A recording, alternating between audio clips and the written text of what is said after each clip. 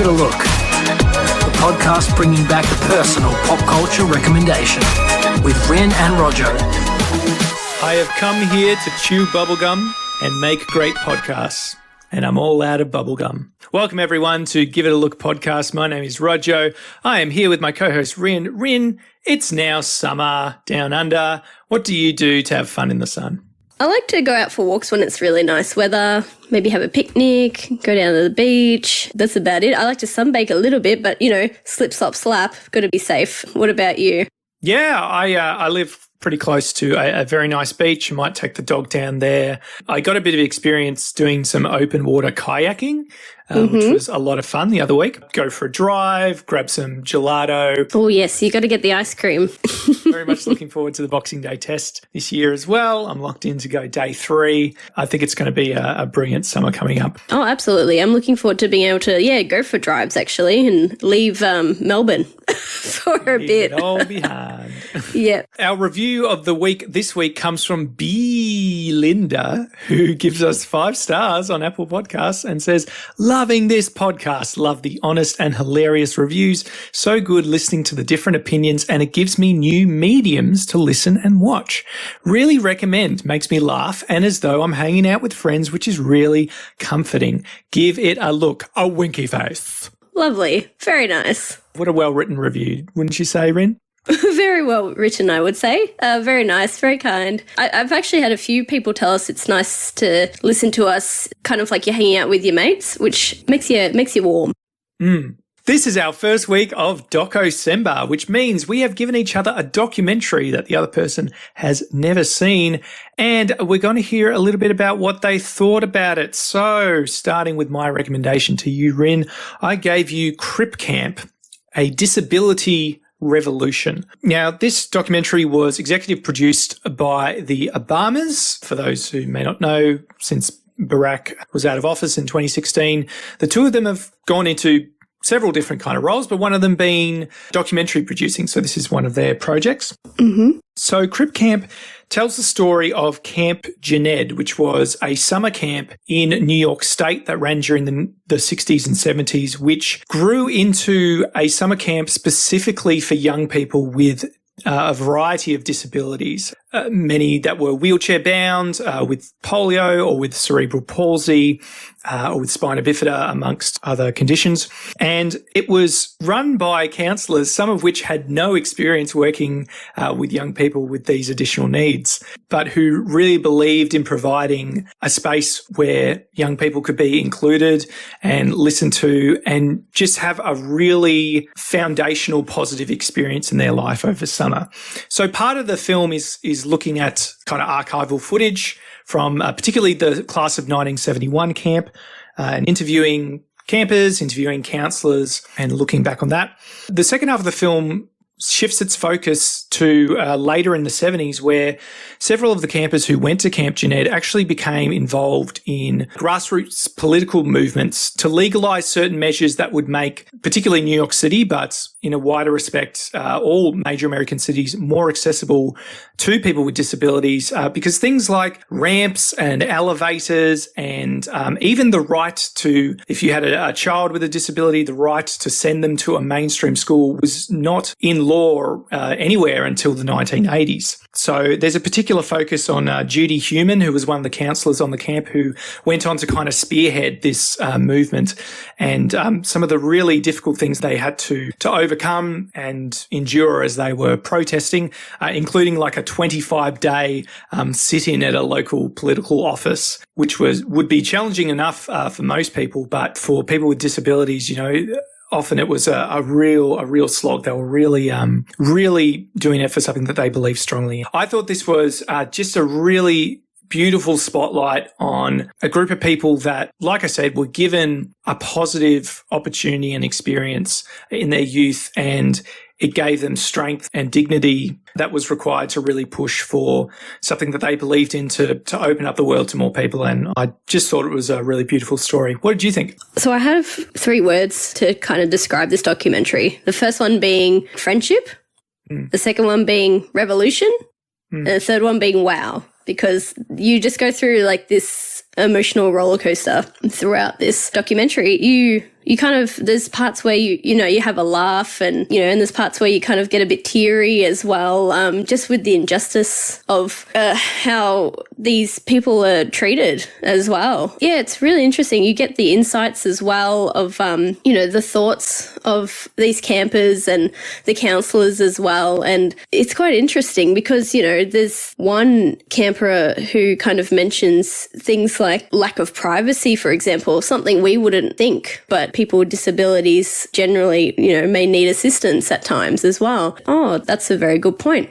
There's assumptions as well that, we as a society think about, people with disabilities sometimes. Like there was another person as well who, she was quite funny actually. She was a bit of a saucy minx. She, started this job and was having an affair with the bus driver, and, she was having a good laugh about it. And then she said later on she was experiencing, abdominal pain, and they just assumed it was appendicitis. Turned out to be gonorrhea because they just assumed that she wasn't sexually active because she has a disability, so it was really eye-opening and, thought-provoking. These people kind of just thought of as well as, second-class citizens because they don't, I guess, quote, fit into the mainstream society per se.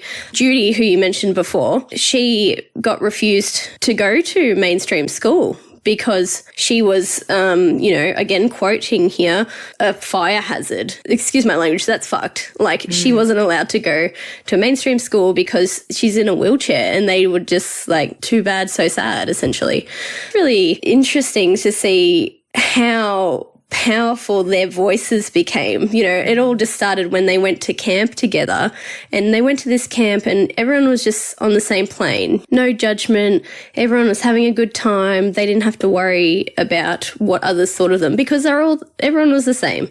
And I think that was really beautiful that they built all these friendships as well, and eventually, led to this revolution where they were speaking up and saying, hey, you know what? We've got rights. We are heard, essentially. By the end, I found myself getting really teary, and I was like, oh, this is so good.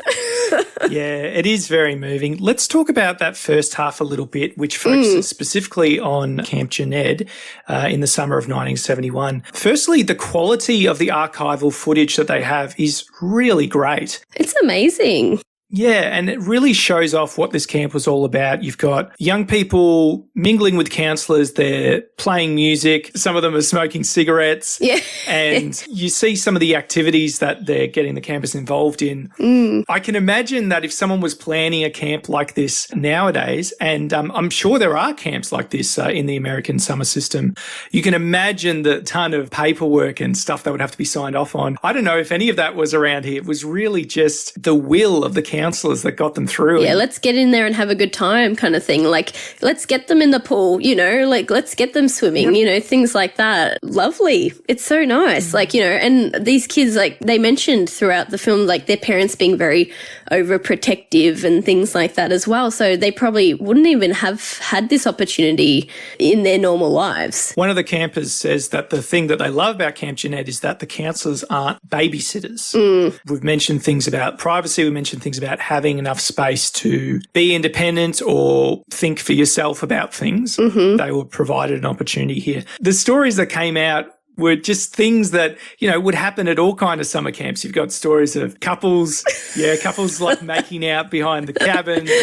People playing pranks and they're playing sports. They had an independent film crew that was down there making a lot of it. And there's interviews with the founder, Larry Ellison, as well, which are great. It was very heartbreaking when, they were describing the campers when they would, because on the last night they'd all be staying up all night and having a good time, and then they'd have to leave and they're all upset and crying because they're in a safe space and they can be themselves and they're happy. Do you know what I mean? And now they're going back to their homes where they don't have that privacy and they don't have that freedom as such, to be independent, because people just assume that they always need that help or always need to be watched. There's a short part where they talk about a local New York State institute called the Willowbrook Institution, where one of the campers actually came from. And there was something of a local news expose on this institute and the absolutely horrific conditions that were there, in terms of one orderly for 50 young people, and there's not enough time to feed everyone and kids are dying of pneumonia, these kind of conditions.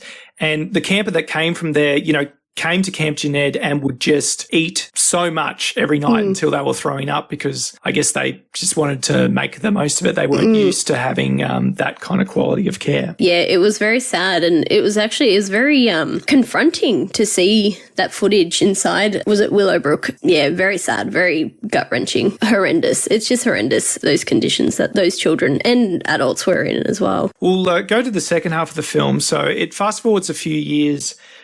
We catch up with Judy Heumann as well as Jim Lebrecht, who was one of the campers, but also the co-director of this film. So this campaigning begins in the heart of New York City, and eventually the heart of it moves to Berkeley, California. Yeah, so much of society in the 70s, even in a modern city like New York, was completely inaccessible for people with disabilities, people in wheelchairs. You know, you see footage of a man who gets out of a taxi cab and there's no ramp to kind of get him up onto the sidewalk. So he has to push himself around a couple of blocks until he can reach a place that's actually accessible. And, you know, these young people, they've grown up now, they're going off to start careers, to start study, to start families. And it kind of runs parallel with the anti-Vietnam War movement as well, because you've got veterans with disabilities as well who would campaign beside them. But Judy, it's funny, she says of these protests, she says it was like camp again. It had the same kind of community-minded spirit. Yeah, I found it, this one part in particular, a proposition regarding, you know, elevators and ramps at, I think it was at Central Station, you know, in New York, was refused because apparently it would cost way too much money to have elevators and ramps put in. And I just thought, that's disgusting. Jimmy, one of the co-directors, he was saying how when he went, he, you know, had to go up the stairs and bring his wheelchair up with him up the stairs. Like, so imagine that. That's insane. Just a really dehumanizing experience, I'm sure. So the film goes into the campaigning that they did throughout the 70s and into the 80s. And their work really wasn't done until a series of laws called the ADR was passed in 1990. Yeah, this is not that far from our lifetimes where these things were actually brought into law. I don't know much about kind of on the local Australian level when those kind of things were brought into law. But yeah, you'd think in a developed country, this kind of thing would have been around so much earlier. And it was just a great illumination of how much effort went into making this happen. And then as we get towards the end of the film, you know, a few of the campers who have been interviewed are taken back to Camp Jened, which actually shut down due to financial difficulties in the late 70s. So they're able to meet each other again and just reflect again on the place that their lives changed. Is that when you found it quite moving? Yeah. And you see, one of my favorite scenes was, you know, there's these two campers that, you know, they're married, and it was all very sweet. And, you know, they had a little boy as well. The man was like, you know, he's the only person who hasn't treated me different. I'm just dad. And I was like, oh, and it hit me in the heart. I was like, oh my God. That's so beautiful. So give it a look or give it a miss, Rin? Yeah, I'm going to say give it a look. It'll really expand your mind to what you think and how you perceive people with disabilities and, you know, hardships and things like that. And it might make you just take a second guess, you know, and take a second look at yourself as well and reflect. So, yeah, give it a look. And that can be found on Netflix as well, guys. So sure can. Moving on, what is your doco recommendation to me, Rin? Yeah, so I gave you Working Class Boy, which is based on iconic musician Jimmy Barnes. You know, he's been around for a long time. You know, was in Cold Chisel, you know, went on to have a solo career. But basically this documentary is based off how he became Jimmy Barnes. He was born in Scotland, in Glasgow. You know, there was a lot of poverty, a lot of alcohol-driven violence and things like that. I think when he was about 5 years old, they moved to South Australia. So they lived in Adelaide, and then eventually they settled in a town called Elizabeth. Again, poverty kind of area as well. The themes we see throughout the film are, you know, alcoholism, poverty and violence, and that's kind of followed them to Australia. It just kind of goes to show how that's kind of, I guess, shaped Jimmy and how he kind of grew up. So, you know, there was a point where, you know, his mum would always get beaten by his dad, and eventually, you know, they got divorced and whatnot, and then she remarried, and she remarried Reg Barnes. and who was Jimmy's stepdad. And that's how he got his name, because Reg Barnes was more of a dad to Jimmy than his actual dad. And I just thought that was really sweet. And throughout the film, like, you can kind of, you can see how much Reg means to him, and how he's like, I only ever wanted Reg to be proud of me, and that's why I took his name. And I'm like, oh, that's so sweet. That's so nice, And, throughout the documentary as well, we, he gives musical performances as well. And, his daughter, Mahalia Barnes, is there, and so is David Campbell, his son. And we just kind of go through Jimmy's life, starting from when he was younger to how he kind of got into music, met his wife, and, things like that, and the struggles that he's undergone and whatnot. What did you think of this documentary? Yeah, this was really good. Just for some context for international listeners, Jimmy Barnes is probably the Australian equivalent to like a Bruce Springsteen. Not the first one to make that comparison. But yeah, obviously a very, very rough childhood over in Scotland. His dad working for gangsters. He says that there was always so much screaming in his household. And when he got into music, he eventually translated that screaming into his own kind of guttural scream, which he's become known for in his cold chisel days. I thought the live music interludes in the doco were really great. Often they're soul covers or gospel covers. He talks about discovering the music of Mahalia Jackson, who he named his eventual daughter after, and how that also fed into the soup of his music and his musical influences. One thing I didn't know is that Johnny Diesel is also his brother-in-law, and appears on stage with him towards the end as well. It's quite a musical family, because then you got David Campbell as well, who, has done quite a lot on his own as well, Yeah, lots of musical theatre from David Campbell. So they take Jimmy back to Scotland, and he's got his kind of boots on the ground, where he's able to tell stories about, I remember this happened down this street, this kind of thing. And they do the same when they go to Elizabeth in South Australia, which at the time was like a brand new suburb, just fresh bitumened and quite rough. He talks about, getting into trouble in high school. This Reg Barnes character that became his stepdad, he mentions that he married his mum to save the kids, it was a big family. He was one of 6 kids. Reg has since passed away, but paints a picture of just a very generous, kind, gentle giant, I suppose, who probably just a middle-class guy, but the life and the structure that he had would have been just worlds apart from what Jimmy and his siblings were kind of used to. It'd be very interesting to see what would have happened if Reg never came onto the scene as well. Where Jimmy and his family's life would have gone, I suppose. You mentioned David Campbell. I've always been interested because David Campbell as a persona in Australian music doesn't always associate himself directly with Jimmy Barnes. He was born when Jimmy was still a teenager, actually, and they had decided to give the baby up for adoption. And so Jimmy was kind of tangentially involved in David's life until the time came to tell him who his real father was. They get to perform a music number together, and I thought it framed that really sensitively, and David describes how Jimmy kind of went about that as extremely touching, and you can really feel the genuine love that's there. Oh, and they have so much love for each other. Like, anytime you see them together on stage or on TV or things like that, like, they always say, love you, love you. I'm like, oh, it's very heartwarming. It's very sweet. And just in general, like, my heart really went out to Jimmy for what he's been through.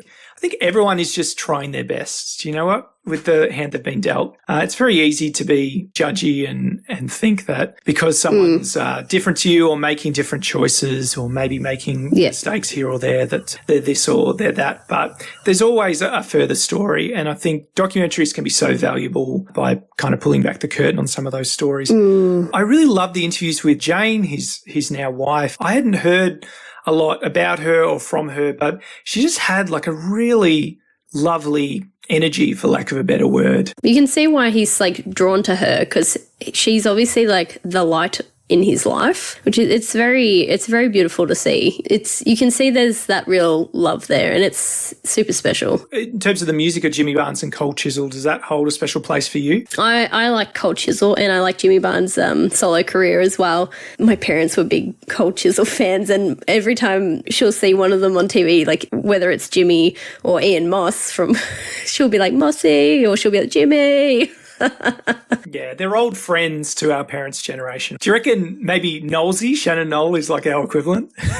Yeah, maybe. He was robbed, I tells you. So I follow Jimmy Barnes on Instagram. Him and Jane, or other family members, like throughout different periods of lockdown, they would do like a lockdown sessions kind of performance. Each day would just be something different. It was just something really nice, and it was really positive. Something while you're scrolling, it would just come up, and you just 3 minutes just have a listen to Jimmy and Jane kind of performing. It was really nice. And hearing about all the influences of his music. So he talks about, the pub sing-alongs in Scotland. He talks about discovering gospel and soul music and really connecting, I guess, with the history and the plight of African Americans. And then, always wanting to be in a band in high school. And you really hear all those influences crystal clear in a lot of his music. So it was great to hear the stories behind that.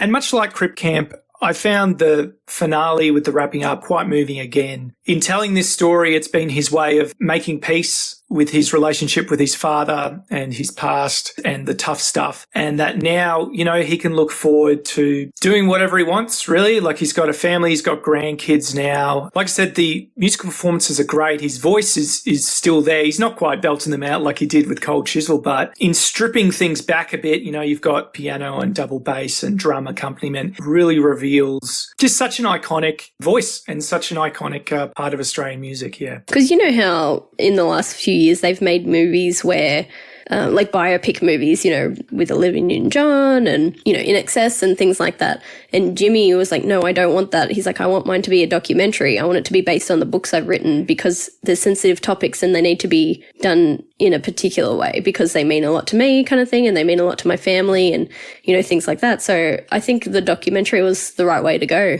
If it's done biopic way, it can be kind of, I guess, twisted a bit or glorified in certain themes, I suppose, as well. What's your verdict? I'm going to say give it a look. You don't need to necessarily be invested in the music of Jimmy Barnes to enjoy and get invested in the story that's here. It's overcoming adversity, isn't it? And I think that's something we can all value and learn from and be inspired by. So if you'd like to give it a look, Jimmy Barnes' Working Class Boy is currently streaming on Stan. DOCO-CEMBER is firing on all cylinders. Now, we are here to launch something very exciting, which is going to involve you, the listener. So this might be the most important part of the show. So prick your ears up, everybody. We are launching Give It a Look's first ever Summer of Cinema. And this is all about getting people back into cinemas and theatres. Now, we know that there are downsides to this. We know you hate the overpriced food. We know people don't like other people eating popcorn too loud or babies screaming. Rustling chips. Yeah, all that stuff. Half an hour of trailers that you've already seen a million times.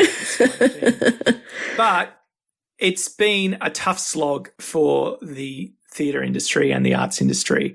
And we would love to see people flocking back to the cinemas, whether this is your local multiplex or your local independent or your drive-in, whatever it may be. It's also because partly, my local independent cinema shut down over COVID as well. And I would hate to see that happen to other institutions around the country. But what we want you to do is we want you to get back out there to the cinema. We want you to take your kids, take your grandma, take randoms, and we want to hear your film reviews, right? We want to hear whether the titles that are out this summer are Give It a Look or Give It a Miss. So we want to just get as many of these as we can over summer. We're going to read them out on the show. We would love to hear what you've seen and what's worth seeing. Throughout the summer, we're going to be promoting this. So please hit us up on our social medias. Where can people find us on there, Rin? So on our Insta and our Twitter, our handle is @GiveItALookPod. And if you want to go old school and email us, you can email us on giveitalook1@outlook.com. Excellent. Yes, we look forward to hearing your hot takes. Well, I'm looking forward to seeing Moulin Rouge. I'm seeing that next year. On stage, yes? Yeah, I've heard good things, so looking forward to it. Cool. Looking forward to the second week of DOCO-CEMBER. What have you got for me, Ren? Yep, so I've got the documentary also found on Stan, Molly, The Real Thing. So it's just based off Molly Meldrum and how he came to be well known and who he is, essentially. And I am giving you a rather interesting documentary which I came across a few years ago. It's called Tickled. It is the story of one New Zealand filmmaker's mission to uncover a ring of people who get paid to tickle other people and who have been extorting people. Gee, you thought there was some conspiracy theories about COVID? You've never heard conspiracy theories about tickling rings until now. There's something out there, random things all the time, isn't it? I've heard of everything now. Are you ticklish yourself? I'm not telling you that because then you'll tickle me the next time we catch up. Yeah, maybe I'm a part of the extortion ring. Who knows? Yeah. You'll be like, hold on, I know the areas. Thank you for joining us for another week of Give It a Look podcast. Please get stuck into your own summer of cinema and let us know what you think of what's out there on our socials. Anything to sign off with, Ren? Yeah, don't forget to subscribe wherever you get your podcasts, and also give us a follow on our socials as well. That would be really great, guys, because we'll be posting throughout the summer as well, just asking questions and checking in and, keep us up to date because we really love your feedback. Yabba dabba do. Yep. Bye. You meant to say yabba dabba don't.